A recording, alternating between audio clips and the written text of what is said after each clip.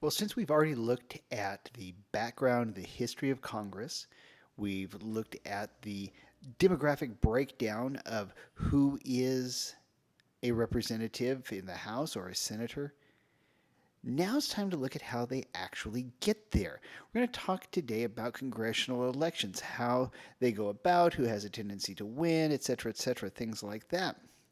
And some of the information I'm sure will come across as no surprise. Others, may not be what you anticipated hearing today. But nevertheless, let's dive right in and let's take a look at what we can figure out in regards to congressional elections. Now, the first question that we're going to look at is very straightforward. Who wins an election? Who wins these various elections to the 435 seats in the House and the 100 seats in the Senate? Okay. Now, the group that has a tendency to win more than anyone else, believe it or not, and I'm sure this will not come as a shock to you, are the incumbents themselves. Those who already hold office have a tendency to win re-election. Most important fact about congressional elections is that incumbents usually win. Generally speaking, we have an upper 80s to low 90s, oftentimes mid 90s, re-election rate of incumbents. We have a tendency to look at Congress very disparagingly. We don't tend to like Congress as a whole. We have a tendency as the American people to have very low favorability ratings, whatever you want to call them, when it comes to Congress. However, there is a sort of duality to this. We generally speaking don't like Congress. We generally think that they are lying, thieving dirtbags who don't really care about you and I. They're just there to line their own pockets, to get rich off the system, and etc. With the exception of our member of Congress, our representative is the one good person out of that den of thieves, out of all of those horrible, horrible people. The one who represents us is the good one. The problem with Congress is not our guy. It's with those other 434 members of Congress. And this is really kind of universal. It seems to be pretty much across the board that everybody dislikes Congress, yet they keep reelecting their member of Congress. And so it begs the question as to why do we keep doing this if we actually don't like the job that's getting done? It's an interesting psychological question to look into. If you find a good answer, please be sure to share it with me. But the incumbent usually wins. The incumbent has the advantage in a number of ways that we will be talking about. Even when you have a year of great political upheaval, for example, 1994. 1994, we've talked about that previously. This was the year in which Newt Gingrich, who was a congressman from Georgia at the time, came up with the Contract with America. It was the series of 10 issues that they were going to bring up for a vote. There was no promise that they would actually succeed in getting them all passed, for example, but they did promise that they would at least bring them up for a vote, which they did. Now, this caused a huge upheaval because the House of Representatives had not been controlled by the Republicans at that point for 40 years. This was right in the middle of President Clinton's second term, and we had not had a Republican Congress since Dwight David Eisenhower back in the 50s. So you can see this was a long time coming. And this is what could be deemed a titanic shift. It was a huge change in how government was going to be operating, how politics were going to go. The Republicans picked up 8 seats in the Senate at this point in time and a whopping 53 seats in the House. Now, those seem like big numbers, and they are. But you got to keep in mind that 92% of all the incumbent representatives won their bids for reelection. So even in a year where there is such a major change coming, you're still looking at 92% of incumbents are going to get reelected. Even right now, the number is 91%, is the most recent numbers I could find for the House. So Yes, we do have times that we change things, but for the most part, we want somehow that stability in Congress. We either feel or we convince ourselves, depending on your outlook, that the folks who are there now have a greater knowledge base. They have more experience, and therefore they should stay. But again, we'll talk a little bit more about that later on. So, first and foremost, like I said, though, keep in mind that incumbents tend to retain their seats. It is pretty rare to see an incumbent tossed out. Usually the changes come on open seats, but we'll talk about those later as well. National issues came to the fore similarly in 2006. This was during President George W. Bush's middle of his second term, and this allowed Democrats to regain the majority of both houses. But again, it was very rare for the incumbents to lose their seats. So you have to take into account voter anger sometimes, that can have a huge impact. Secondly, how many people are retiring, that will have a huge impact. And you have to try and plan for that. Now, the problem is, it is notoriously difficult to go through and figure out some way to predict the future in regards to what the American people will want and not want. The Republicans were very fortunate in 1994 in that they were ahead of the curve and had it figured out beforehand. Same thing could be said about the Democrats in 2006. Now, since then, it's gone back and forth a couple of times. Presently, in 2020, it's in the hands of the Democrats. But as I record this, we're only about a month away from an election. So it'll be very interesting to see what happens in regards to those numbers on November 3rd of this year. It will be fascinating to watch, to say the very, very least, ladies and gentlemen. Now, so far, all we have talked about has been just the sort of generic term incumbent, okay? And we're just using the more generic Congress at this point. So what we're going to do next is we're going to look more specifically at the two houses themselves. And we're going to start out with the People's House, the House of Representatives.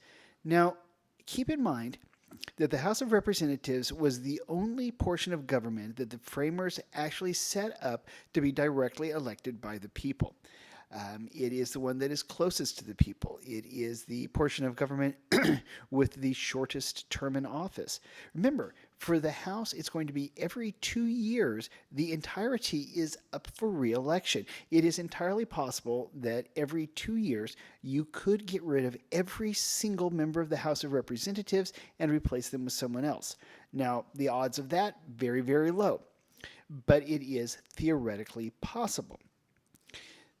Now, in regards to the House, you do have more than 90% of the incumbents do retain their seats. So if you are a representative, you're in the House, and you want to get reelected, you have a pretty good chance. You have a 90% chance of getting reelected usually. Now, any number of things can contribute to you not getting reelected. For example, I've mentioned before, my former congressman, a guy by the name of Gary Condit, went through and had the best way, nicest way I can put it is a close personal relationship with an intern in his staff. The young lady then disappeared, and it looked, for all intents and purposes, to a large number of people around the country, and especially in his district, that our congressman might have killed the young lady with whom he was having an affair. It turns out later on we discovered that was not the case. She had literally been attacked by a random stranger in a park while she was jogging, and the congressman had nothing to do with that, but all was said and done at that point. So while, yes, you do have a 90% re-election rate, there are different extenuating circumstances that can actually, derail that train for you. But of the 90% that gets reelected, they almost always win with more than 60% of the vote. It is very rare for an incumbent to just get by with, a squeaker by just a, very small margin of the vote. Usually when a person gets reelected, when a representative is reelected, they're going to win with 60% of the vote or more. In some cases, they get a huge number as compared to their opponents. Now, some of this, believe it or not, can do simply with name recognition. Sometimes people just remember the name of their congressman and they keep voting for that person because, again, as we said previously, it's the other 434 members of Congress that are a problem, not our congressman. So they do win. They win overwhelmingly, and they win with usually large mandates from their district.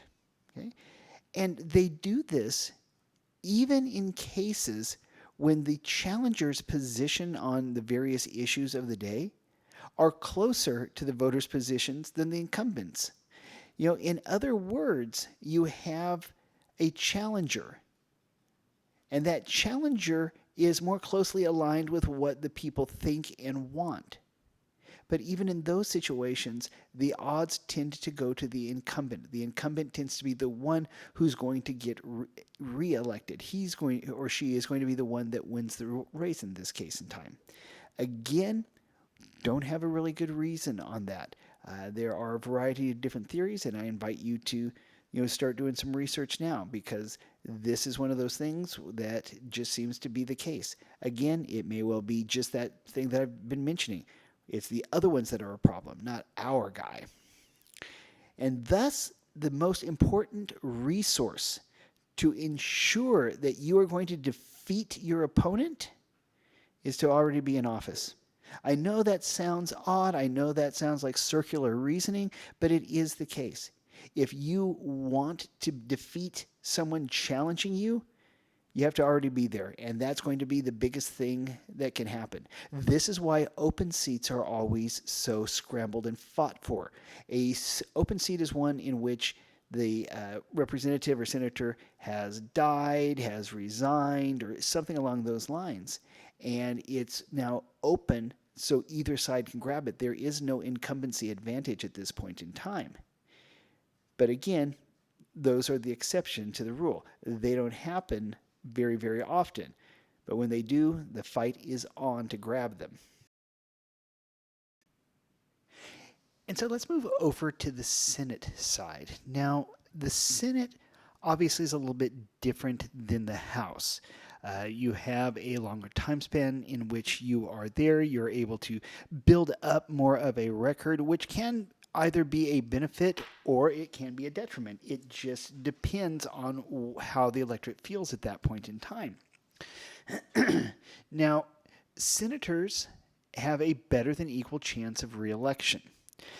They are very much like the House, where incumbency does mean a great deal. However, it doesn't mean as great a deal as it does over in the House. Generally speaking, the most recent election cycle, 2018, you did have about an 86% re-election rate among the senators. The low point for senators was 1980 with the first election of Ronald Reagan. At that point in time, about 45% of the senators who were running for re-election did not succeed.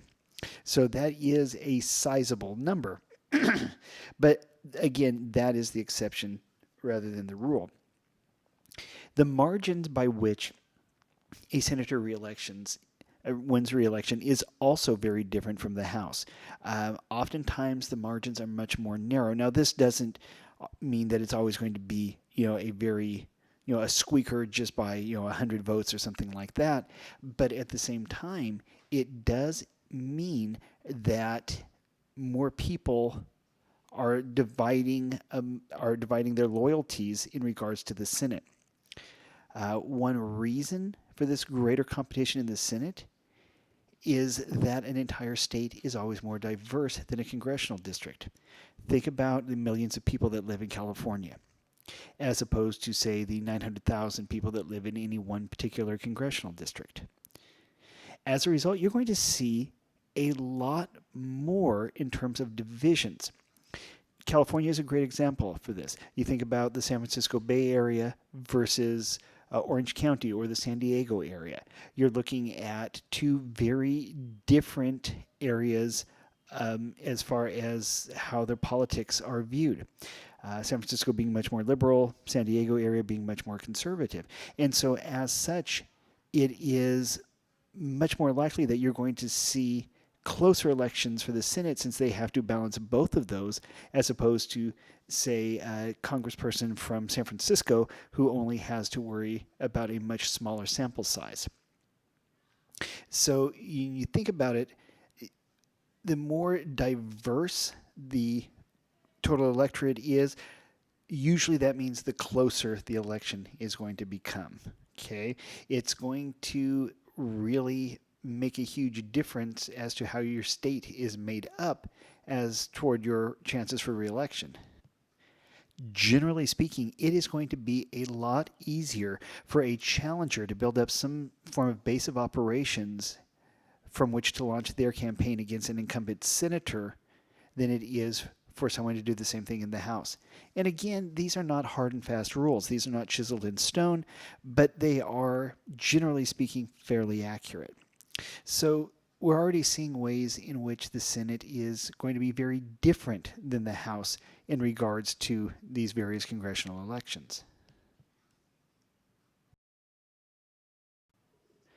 Now, senators also have less personal contact with their constituents.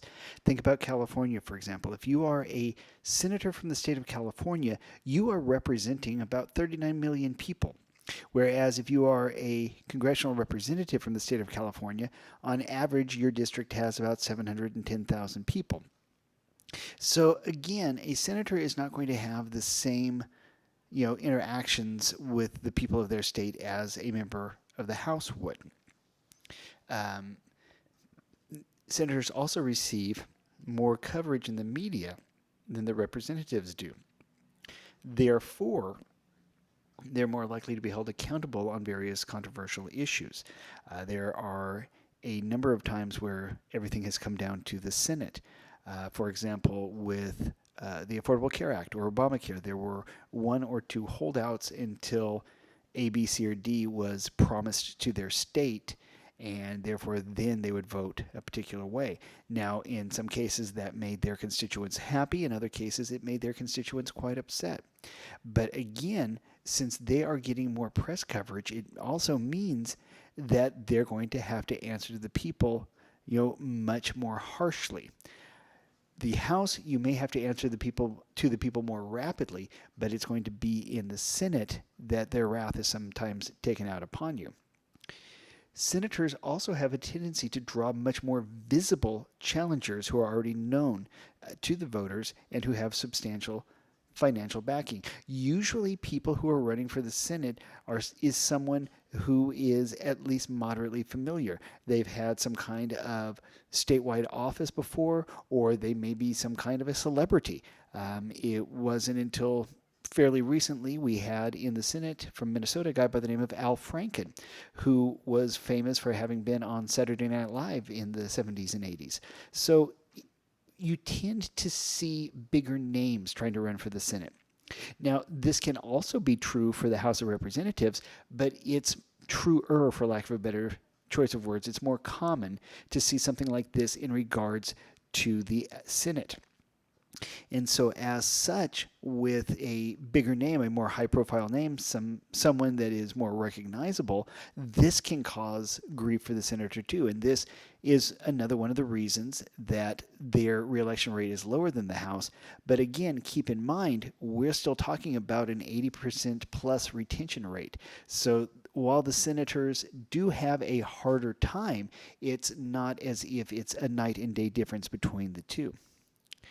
Now, despite their success at reelection, the incumbents, House and Senate both, often have a feeling of vulnerability.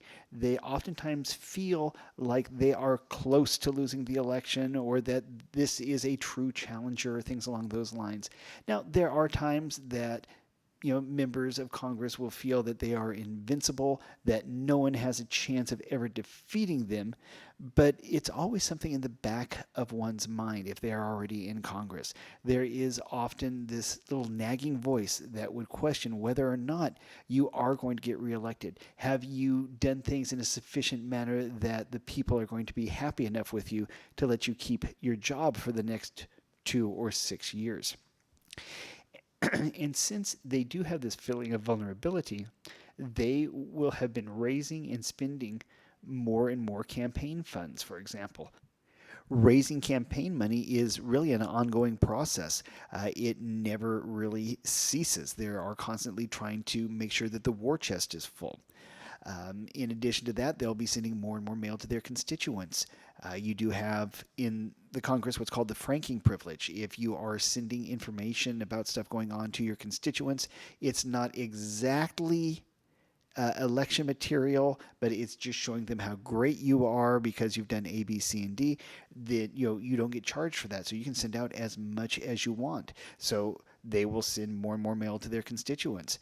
They will travel more to their states and their districts in order to one of the terms is press the flesh, where you actually go out and shake hands and meet with people. How that's has been or will be working in an era of COVID, I have no idea. But also keep in mind, for some of these folks, it's much easier to get back to their districts or to their states. If you are a member of Congress from Maryland, it's very easy to get back to Maryland, and you can go home practically every night, if not every single night. Whereas if you are from Alaska, Hawaii, California, somewhere like that, it's going to be a major undertaking to get back and forth. But again, it's one of the things that people want. They want to be able to see and speak to their representatives or their senators so that their voice is heard at least somewhat.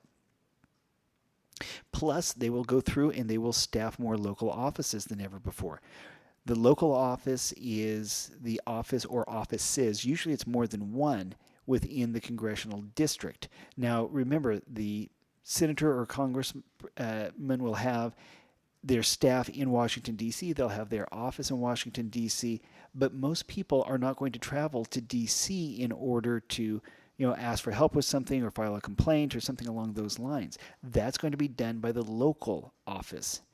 And they have to go through and really have a good number of these, sufficient enough to keep their constituents happy. Is this always something they can do? No.